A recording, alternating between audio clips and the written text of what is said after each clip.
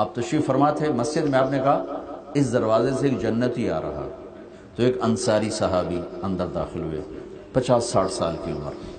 اگلے دن اسی وقت آپ نے کہا اس دروازے سے ایک جنتی آ رہا ہے، وہی صحابی دوبارہ انٹر ہوئے۔ اگلے دن آپ نے کہا اس دروازے سے ایک جنتی آ رہا ہے، وہی صحابی۔ 3 دن ایک ہی آدمی کو جنت کی بشارت ملی۔ اس محفل میں جیسے آپ بیٹھے ہیں، ایک صحابی ہیں، ان کا نام ہے عبداللہ بن عمر بن عاص۔ یہ 1,24,000 صحابہ میں سب سے زیادہ عبادت والے صحابی تھے۔ ساری رات نفل، سارا دن روزہ، سارے سال کا روزہ، اور 24 گھنٹے میں ایک ختم قرآن، یہ ان کا کام تھا۔ اتنی عبادت کی، اتنا عبادت کا ان کا شوق اور رغبت۔ شادی والی رات کمرے میں داخل ہوئے، بیوی دلہن بن کے بیٹھی اور مصلی بچھا کے نفلوں کو شروع ہو گئے، فجر تک نفل پڑھتے رہے، بیوی کو دیکھا ہی نہیں۔ یہ ان کا ذوق تھا۔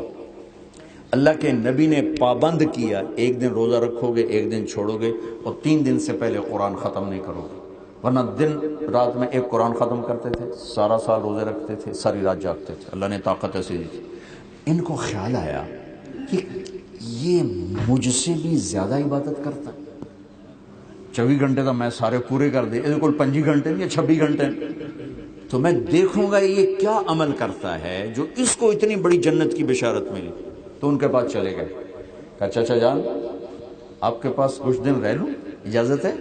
والد صاحب کا کچھ موڈ خراب ہے تو میں 2-3 دن آپ کا گزار لوں؟ کہا ہاں پتر آ جاؤ۔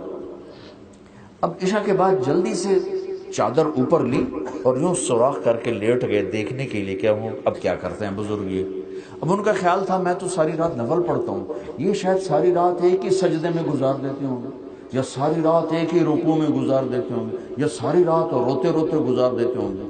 وہ بزرگ آئے، انہوں نے سرانے پہ سر رکھا، اللہم بسمک اموت و احیا، سونے کی دعا پڑھی اور او گئے اور فجر کی اذان پہ اٹھے۔ وہ تب پریشان ہو گئے، ایک ہی بڑی اس زمانے تک منافق تہجد نہ ہی چھڑ دا تے اے جنتی بندہ ساری رات ستا رہ گیا، ایک ہی چکر۔ ان کا شاید کل کوئی دکھائیں گے کارنامہ، ایک رات اور کا گزاروں۔ اگلی رات بھی ویسی چادر یوں کر کے لیٹے اور وہ بھی اسی طرح سر رکھ کر او گئے اور فجر کی اذان پہ اٹھے۔ اب وہ اور پریشانی بڑھ گئی، اچھا جب ایک رات اور دیکھتا ہوں۔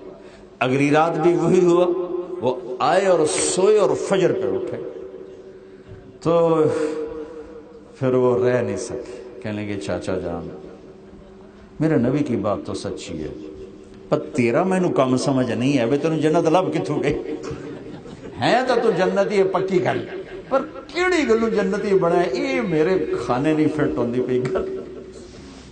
ساری رات چاچا آپ سوتے ہو، 2 نفل بھی نہیں پڑھتے ہو، اور جیسے میں نے آپ سے عرض کیا یہ وہ دور تھا منافق بھی تہجد نہیں چھوڑتے تھے، نماز تو نماز۔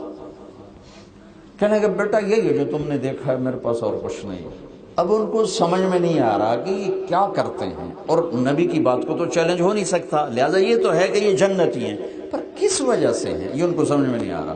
تو بے یقینی میں واپس مڑے، دروازے تک پہنچے، ان کا بیٹا آتے نہ ہوں اصل گل دسا، ارے آ تو یہاں ہاتھ رکھا تھا، یہ جو دل ہے نا اس میں دنیا کے کسی انسان کے لیے میرے دل میں نفرت ہوئی،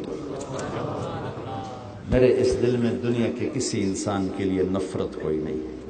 اور جب اللہ کسی کو کوئی عزت دے، دولت دے، شہرت دے، جو دے، مجھے کبھی حسد نہیں ہوا، مجھے خوشی ہوتی۔ تو عبداللہ بن عمر نے اب جواب کیسے دیا؟ کہنے لگے ہاں ہوا، اچھل کے کہنے لگے ہاں ہوا، ہاں یہی ہے